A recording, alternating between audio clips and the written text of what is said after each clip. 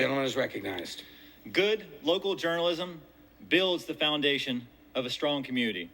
In the Lowcountry, we're blessed with some fantastic journalists, and I'd like to highlight one of them today, Quintin Washington.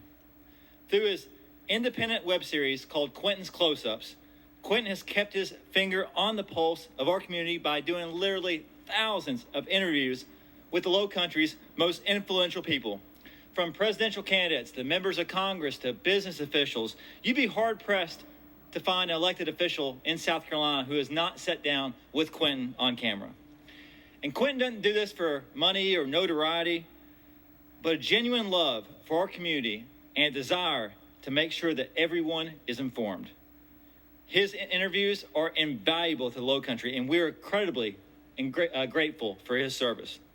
And I know that I speak for everyone in the Lowcountry when I wish Quintin Washington many more years of first-class journalism. I yield back.